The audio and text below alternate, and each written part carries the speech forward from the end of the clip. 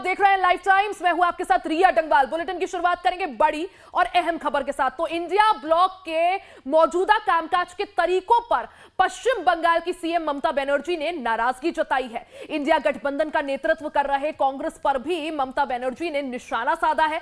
ममता बनर्जी ने कहा कि इंडिया ब्लॉक को मैंने बनाया और अगर मौका मिले तो मैं इसकी कमान भी संभालने के लिए तैयार हूं। ममता बनर्जी ने इंडिया ब्लॉक के कामकाज पर असंतोष जताया। ममता बनर्जी ने कहा कि मैंने इंडिया ब्लॉक का गठन किया था, अब इसे संभालने का काम मोर्चे का नेतृत्व करने वालों पर है। अगर वो इसे नहीं चला सकते हैं तो मैं क्या कर सकती हूं। मैं बस इतना करूंगी कि सभी को साथ लेकर चलना होगा। अगर मौका मिला तो मैं इसके सुचारू संचालन को सुनिश्चित करूंगी। मैं पश्चिम बंगाल से बाहर नहीं जाना चाहती, लेकिन मैं इसे यहीं से चला सकती हूं। तो ममता बनर्जी ने यह बयान दिया है। उन्होंने साफ तौर पर कहा है कि मैंने इंडिया ब्लॉक का गठन किया था, अब इसे संचालन का जो काम है वो मोर्चे का नेतृत्व करने वालों पर है। अगर वो इसे नहीं चला सकते हैं तो मैं क्या कर सकती हूं। मैं बस इतना करूंगी कि सभी को साथ लेकर चलना होगा। अगर मौका मिला तो मैं इसके सुचारू संचालन को सुनिश्चित करूंगी। मैं पश्चिम बंगाल से बाहर नहीं जाना चाहती, लेकिन मैं इसे यहीं से चला सकती हूं। तो ममता बनर्जी ने यह बयान दिया है। इंडिया गठबंधन के कामकाज को लेकर ममता बनर्जी ने असंतोष जताया है।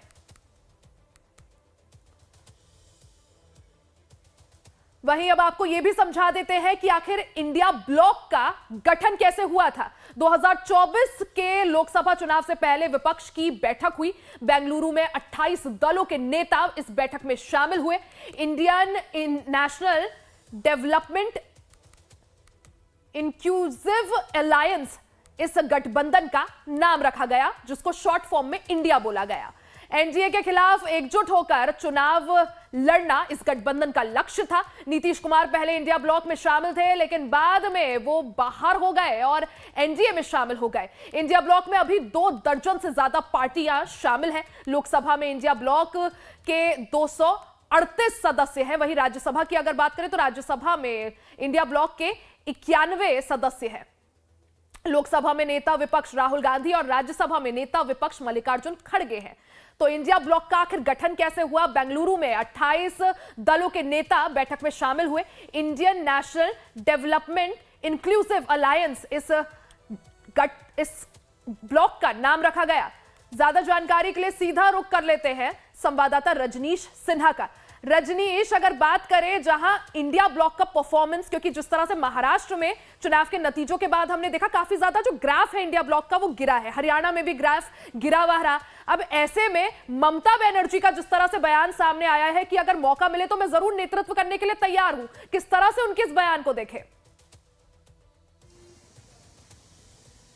देखिए रिया, जो आप अभी बता रही थी कि इंक्लूसिव अलायंस बनाया गया था, अब धीरे धीरे एक्सक्लूसिव अलायंस दिखने लगा है, यानी हर कोई इसमें अलग अलग दिखने लगा है। ममता बनर्जी जिस तरीके से अब दावा कर रही है कि इस ब्लॉक का वो नेतृत्व कर सकती है, ये कह सकते हैं कि महाराष्ट्र में जो चुनाव हुए हैं उसका ये साइड इफेक्ट है। महाराष्ट्र में कांग्रेस की बड़ी हार ने ममता बनर्जी और दूसरे अलायंस को मौका दिया है कांग्रेस पर हावी होने को लेकर, और यही कारण है कि ममता बनर्जी का यह बयान आया कि उन्हें मौका मिलना चाहिए। इतना ही नहीं, रिया, उन्होंने ये क्लेम किया है कि वो दरअसल इसकी पूरी निर्माता हैं। ये जो ब्लॉक बना इंडिया अलायंस का, उसकी निर्माता वही है, उन्होंने इसकी शुरुआत की। और ये अकेले नहीं ममता बनर्जी, इसके पहले नीतीश कुमार भी जब थे इस गठबंधन के साथ तो उस समय वो क्लेम किया करते थे कि मैंने बनाया है। लालू प्रसाद यादव ये बोलते हैं कि मैंने कोऑर्डिनेट किया है। तो ये जो इंडिया अलायंस जब बनी थी ना, उस वक्त इसके बहुत सारे मुखिया हुआ करते थे और सभी अपनी अपनी दावेदारी किया करते थे। आज देखिए नीतीश कुमार इस गठबंधन से अलग हो गए। अब इस अलायंस के अंदर भी जहां भी चुनाव होते हैं ये अलायंस पूरी एकजुटता से दिखती नहीं है। लोकसभा चुनाव की बात और थी, लेकिन देखिए किसी भी स्टेट में विधानसभा चुनाव हुए, हर जगह वो एकजुटता नहीं दिख रही और उसका रिफ्लेक्शन रिजल्ट्स पे पड़ता है। दिल्ली में विधानसभा चुनाव होने, यहाँ पर भी वो एकजुटता नहीं दिख रही है। तो कहीं ना कहीं ममता बनर्जी का ये क्लेम बताता है कि ये गठबंधन कमजोर पड़ रहा है। और ममता बनर्जी सिर्फ इतना ही नहीं कह रही, वो कह रही है कि बंगाल से बैठकर मैं देश में भर में इस पूरे गठबंधन का नेतृत्व कर सकती हैं। यानी उनका ये कहना है रिया कि अगर दिल्ली में बैठे हुए लोग दिल्ली में बैठकर इस गठबंधन को नहीं चला सकते हैं तो मैं बंगाल से चला सकती हूं। और ये बहुत बड़ा दावा है। ये कहीं ना कहीं बताता है कि कांग्रेस जो सबसे बड़ी पार्टी है इस गठबंधन की, वो कमजोर पड़ रही है और इसका फायदा अब दूसरे दल उठाना शुरू कर चुके हैं। क्योंकि अगर आपके पास विनिंग परसेंटेज कम होगा तो दूसरे जो पार्टीज होते हैं वो इसका फायदा उठाने लगते हैं। क्रिकेट में जैसा होता है कि जो प्लेयर स्कोर नहीं करता उसके बाद कम स्कोर करने वाला प्लेयर उस पर हावी होने लगता है, उसको रिप्लेस करने लगता है।